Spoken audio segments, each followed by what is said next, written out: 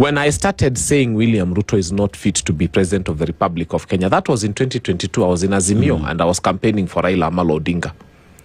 I have never changed my stand. In fact, when Raila was joining hands to work with William Ruto, some of us had a chance to say, excuse tunaingia na baba. We said no. I stood with very many people on this side of saying no to this administration. I can count for you with my whole fingers naziishe the number of people who've been bought since. And now they are singing songs that I didn't believe they would sing. Sisi wengine tumebaki. You think they don't know our address or they don't have our phone numbers? We have just been resolute about standing on the side of Mwananchi and refusing the threats, refusing the intimidation, refusing the money, and the offers are really good. Yeah, I have seen some of them now telling me, "Fanya mambo weka tu hapo mjinga. Sasa nimenunua kaprado niko na niga." And I'm like, fine.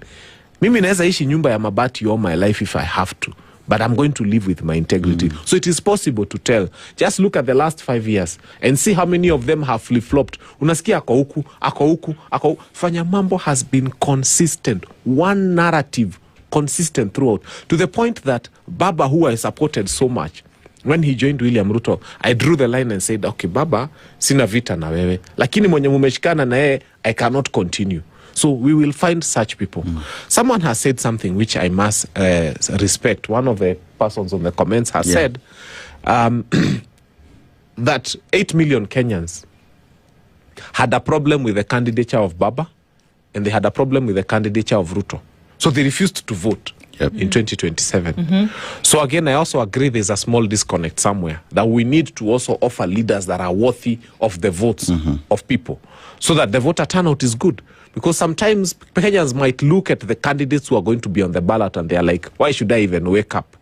Let us give Kenyans candidates that would make them wake up in 2027. I think that is the main thing, especially the presidential candidate.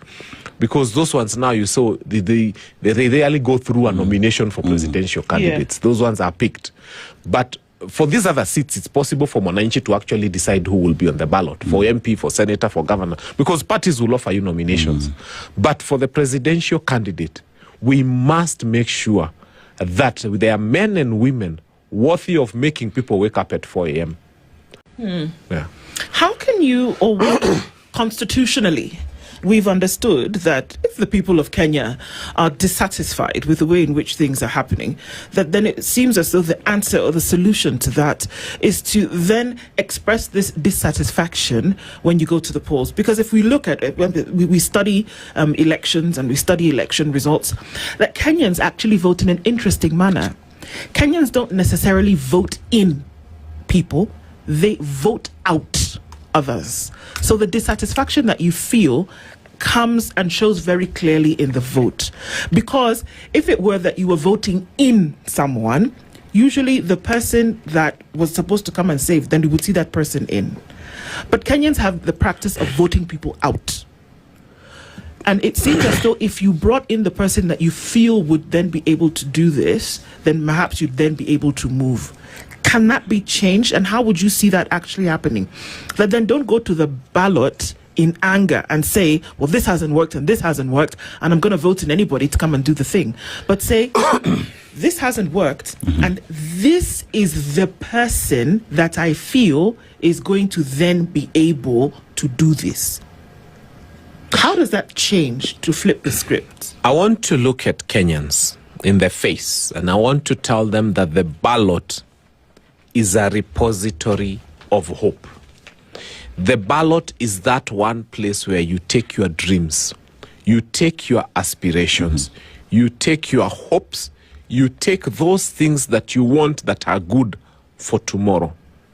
The ballot is not a reservoir of makasiriko, hasira, fujo, kufuta mutu kazi. Because when you take anger to the ballot, the fact remains that you might as well reap the results of anger in a year or two. So let us see that ballot as that place when we close our eyes, it's a repository of hope. And we are putting in that ballot all the things that we feel are the correct things for this country moving forward. So I'd like to urge Kenyans that yes, we want an end to killings, to abductions, to anarchy, to risasi ya mguu, to disrespect of court orders. We want an end to these things. But more than an end, We want a beginning. And we want a beginning in meritocracy, in good leadership, in servant leadership, in respect for the rule of law, in constitutionalism, in appointments of people with merit, and so on and so forth. So beyond looking at the end, let us look at the beginning. Olkalau was a good sign. It was a good example to the nation that money in 2027 is going to be rendered irrelevant. That those people who have been stocking up money, those people who've been saying nikifika nitanunua kila mtu, we are telling them that utakuja na pesa yako utapea wananchi, alafu wanagawa kidogo. They go and give the candidate that they want. They actually give a candidate money and they vote for the right candidate. Number two, Olkalau has also shown us that we shall guard votes. Because one of the other things that makes us seem like we didn't vote well is the fact that the Kenyans voted well, but to some extent were not able to guard some votes. And in 2022, there are people who came in because Kenyans were not able to guard votes in certain specific places. Now we are seeing the example of Olkalau, and it's going to be replicated across the country, where Kenyans are saying, beyond casting our vote, we shall make sure that our vote counts, and we shall make sure that our votes are not stolen. So that tomorrow morning, we don't have the same terrible people laughing at us and saying, niliwanyorosha kwa uchaguzi, yet we know what happened. So we will not allow them the pleasure of coming to laugh at us and tell us niliwanyorosha, yet we know they stole from us. So those two things. Mambo, the president seems to imagine that we're going to be having this conversation in the space of a new constitution.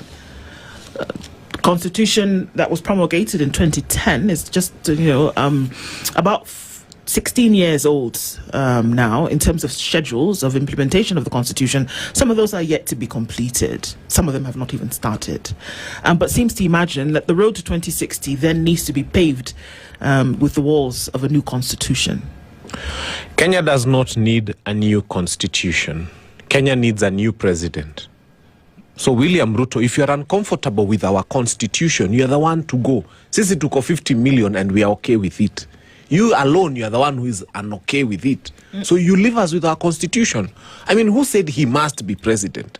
What we are telling William Ruto is simple. Please, if you feel that this Constitution is constraining you, resign as president. You don't have to be president. 50 million of us plus are okay with the Constitution. Why are you the one who wants to change it? Who told you we want it changed? When did you ever consult Kenyans and Kenyans that told you that they have a problem with the Constitution?